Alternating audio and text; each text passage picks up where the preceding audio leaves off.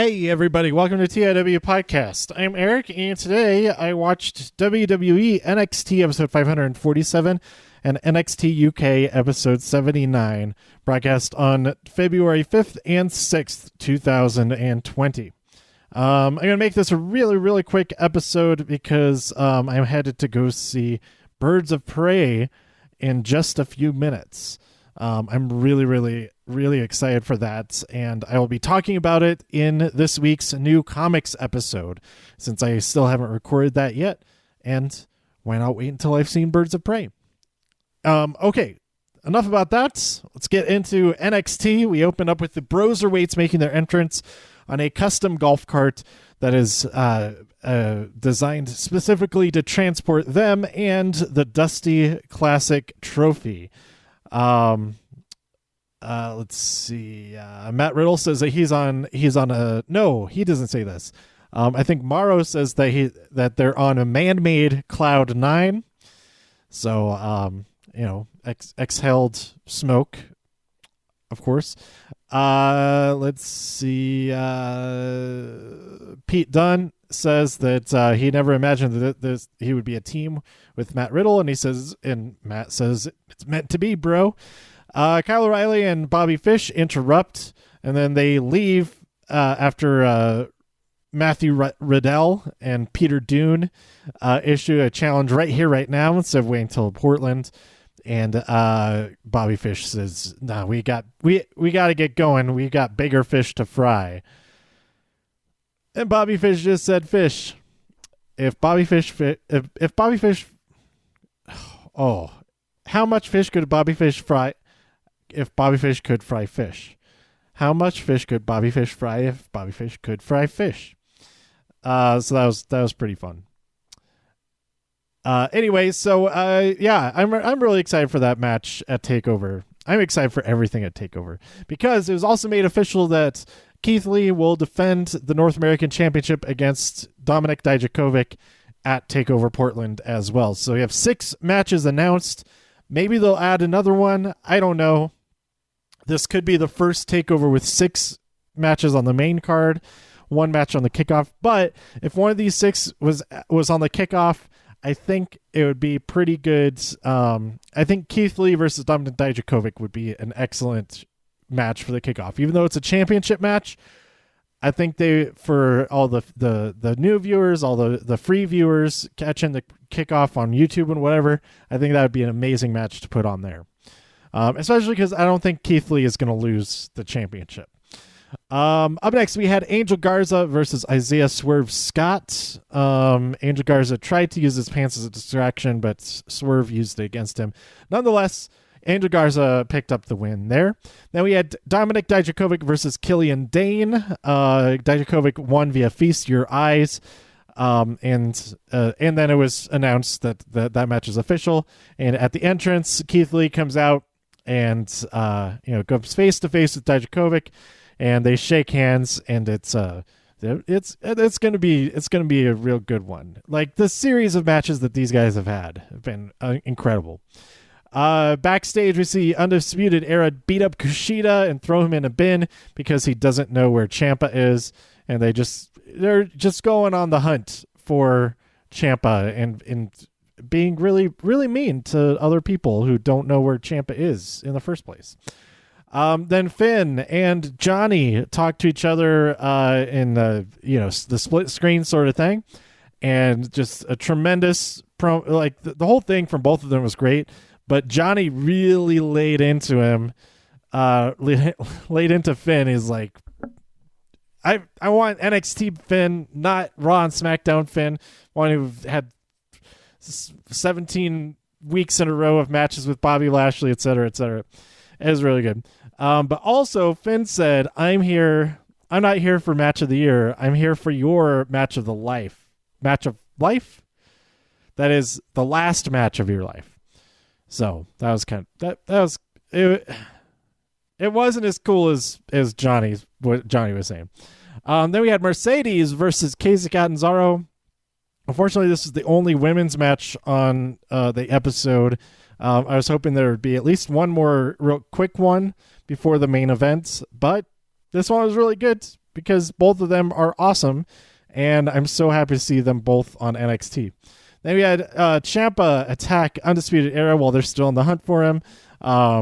The brawl spills out into the arena. The Broserweights join in to help, and Regal comes out upset. Get your stuff. Get your gear on. You're gonna settle this in the ring. So that becomes the main event. Then we had Jordan Devlin versus Tyler Breeze. The newly crowned cruiserweight champion Jordan Devlin. This is his first title. I think this is a title match. But it was his first match in general, at least on TV. And Jordan Devlin won after hitting the headbutt and his side slam thing. I don't know what the name of that is, if it has a specific name, or even what the generic name for it is. I don't know. I need to learn more words. Then we had Bianca come face to face with Charlotte, and then Rhea interrupts as Charlotte is talking trash about Bianca, and this whole segment is great. Bianca's reactions. I think there's about 1,000 different gifs or gifs, however you prefer to say it. It could be used as reaction gifs or gifs. Just from this one segment, let alone every other time that Bianca appears on screen. That husband and wife couple, her and Montez Ford, like they're the king and queen of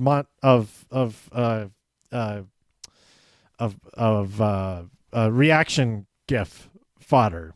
Like just those two, you're good. Like you could find a reaction for any situation from like just 2 episodes of anything that with either of them on it. But anyway, and she's the Performance Center Combine champion, which was not brought up when Charlotte dismissed her and said, this is a conversation for champions. Well, Bianca is 2-time or maybe 3-time. Every time she's competed, she has won in that combine. And I hope that they broadcast next year's combine as well. I forget what time of year that was. I feel like it was after WrestleMania. It was like in the summer maybe. But anyhow, Rhea says, hey, you don't disrespect Bianca or me or any of us because we have a saying, we are NXT. They both attack Charlotte, lay her out. Charlotte doesn't give an actual answer if she's going to challenge Rhea for the championship or not, but it was still, that was it. Yeah. I'm interested to see what happens going forward there. Then we had Undisputed Era versus Ciampa, Riddle, and Dunne. Roderick Strong was not in this match, so it was a 6-man tag team match, but he kept trying to interfere. The good guys won when via disqualification when Roderick Strong got involved. It was worrisome that Ciampa has possibly had a hurt knee early in the match, but he was like running all over and all kinds of stuff later on, and so it seemed like it wasn't it hopefully isn't a problem.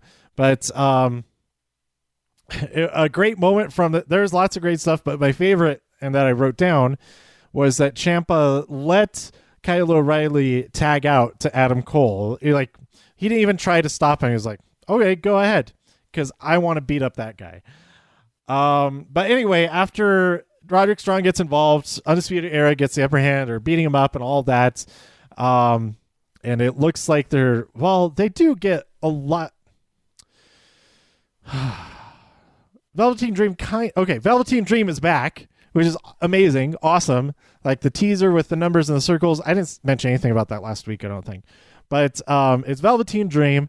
It turns into his graphic, like a brand new graphics, and he's there on top of the posts, like with the purple light. It's amazing. He attacks and lays into all of Undisputed Era, takes them all out. But they already like beat up the other guys a lot. Like they hit like their tag finishers and all that kind of stuff. They got the spray paint on Ciampa's back with the yellow X. All of that's reminiscent of the NWO, but instead it's just an X for NXT. Yeah. Or just so they know where to aim when they're attacking the other person. Did it with the table last week. But Yeah, Velveteen Dream is back, and he also rips off his pants to reveal that a portrait of him with Marina and Marina's child, and Marina and Roderick Strong's child, and then on his butt it says, "Call me up, Marina," which is a great thing for this, but also a great callback to when he had "Call Me Up Vince," which is a different type of "Call Me Up." Like Call Me Up to Raw or SmackDown. Like it flipped that. I liked the double, I guess it's just the double meaning type of thing. But yeah, it was great. It was great. I'm so happy the Dream is back. Oh, also, okay, I'm going to get to NXT UK in just a second, real quick through NXT UK. But I also watched 2 episodes of Miz and Mrs. I'm not sure because I haven't watched season 1. I don't know if they're mixing in, if it's one new episode and one classic episode. I'm not sure. But whatever it was, we had them moving to a new house in trying to find a new rental house in Los Angeles, but the Miz goes to Pebble Beach, and also and as kind of revenge, Maurice moves in all of the Miz's mom's dolls, her whole doll collection, and puts it into his workout room. That's pretty funny. But then the other episode, which I feel like maybe was from season 1, Margot was getting all involved on Instagram, and Ziggler was sliding into her DMs all night long. Okay, up next we had NXT UK episode 79. We opened up with Piper Niven versus Dani Luna. Piper Niven won that match. I hadn't seen Dani Luna before, I don't think, but she seems pretty cool. From commentary, it sounds like she's a power lifter, stuff like that. So I'm interested to see if she's... I'm not sure if she's actually signed with NXT UK or if this is a one-off appearance or what. But she offered a competitive match for Piper Niven. Nigel was explained as being absent this week by Tom, and he said that he was away on a magician retreat and taxidermist symposium. I don't think those two things ever actually happen in the same venue. Well, maybe they do. Split the costs, I guess. Combine the events. Then we had Tyler Bate versus A-Kid. Tyler Bate won via Tyler Driver 97. And then Joseph Connors comes out afterwards and wants a piece of Tyler Bate. Because he's a big, strong boy, but he should challenge and fight a real man or something. I don't remember exactly what he said. Then we had Pretty Deadly, the tag team Pretty Deadly, Sam Stoker and Lewis Howley versus the tag team of Oliver Carter and Ashton Smith. Carter and Smith won that match, and Pretty Deadly were pretty rude and attacked Carter and Smith afterwards. So, they had really nice blouses. I have to say that much, at least. Then we had Kaylee Ray. Really happy to see her cut a promo, and then Toni Storm comes out, and she wants another chance at the championship.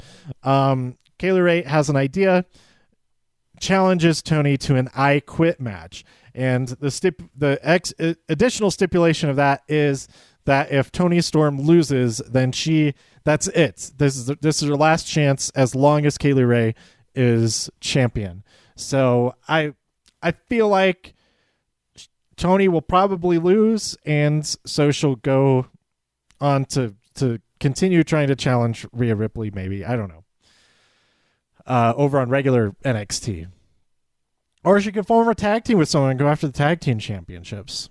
Who would be a great tag team partner for her? Rhea, of course, probably. I was thinking, maybe Charlotte doesn't want to challenge Rhea Ripley, but wants to team up with her and challenge Asuka and Kairi and go after the tag team champions. That could be kind of interesting. I don't know, but that's not the direction that's heading at all after this week's episode.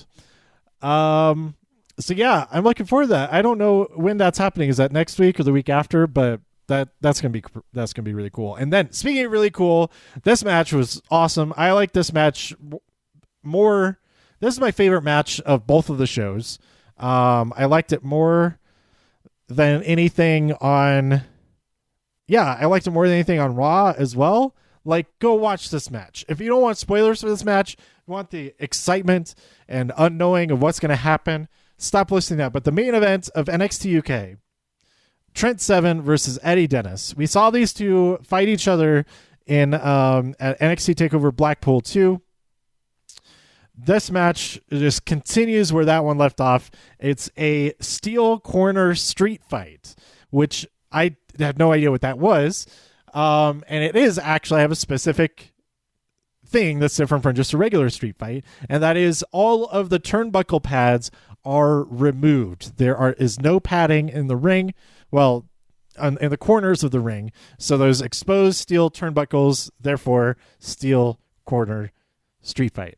But they did spend a lot of time outside of the ring, over the barriers. We had that one crucifix bomb over the barriers onto the steel steps. That was ridiculous. Like, oh my God. I don't know if that was worse or when he got bombed out of the ring into that one guy. I don't know. I think they're both look super painful. Excuse me. But we got a burning hammer by Trent Seven through a table, off of a table into another table, and then a final burning hammer at the end of the match to finish it. Trent Seven gets the win. But man, this match is, even if you've ignored my spoiler alert from earlier, from before I started talking about this match, go watch this match anyway. It's awesome. And there was, I was worried that it would just be a lot of regular street fight stuff, but once they got back into the ring, they started using those turnbuckles a lot more. Some really painful looking stuff happening with that. Like shoving Trent Seven's face, like right, like his teeth, his mouth into the turnbuckle. That none of that looked fun, but it was fun to watch. So yeah, I highly recommend this match. It was my favorite match of the week so far. I don't see anything on SmackDown being as good either, but you know, they could pull out a surprise, like crazy good, just epic match out of nowhere for some reason. But I don't even know what's been announced for SmackDown yet or anything like that. So we'll see. There's got to be more development going into Super Showdown on SmackDown this week. So we'll see what happens tomorrow. I'm recording this on Thursday because that's when NXT UK is on. And like I said, I'm about to go see Birds of Prey, which comes out on Thursday night. Not Wednesday, not this week. It's not Christmas week. We're not getting new movies on Wednesday night. So yeah, that's it. Go watch NXT UK. Especially the last 20-25 minutes of it. The last half of it is great. The first half of it is pretty good, but it's all just kind of matches for matches sake. Not a ton of story motivated matches, because all like last week, this week, the next couple of weeks, they're all filmed after TakeOver Blackpool, but before Worlds Collide. And that kind of messed me up for a second because and that's probably why they made that a non-title. That's why they made a non-title match, because there are already spoilers. So if it was a title match, then you would know. Okay, anyway. I'm talking about Kaylee Ray versus Mia Yim at Worlds Collide. Okay, that's it. I'll be back real soon talking about this week's comics that I picked up, including Once Upon a Crime, or Batman Tale, whatever it's called. It's such a fun book so far. I've started reading it. I've read like the first story and a half. But I'll talk about that in the next episode, as well as the new film Birds of Prey and the Fantabulous Emancipation of One Harley Quinn, or whatever it's called. It's called Birds of Prey. And stay tuned for that. So let me know what you thought about these episodes of NXT and NXT UK and Ms. and Mrs. by tweeting me at TIW Podcast. Go to TIWpodcast.com for more reviews. If you enjoyed this episode or anything else on the site, please share some links with your friends. Subscribe on iTunes, Spotify, Stitcher, YouTube, wherever you like to listen. Stay safe out there in all of the infinite multiverses, and I'll see you next time here on TIW Podcast. Bye.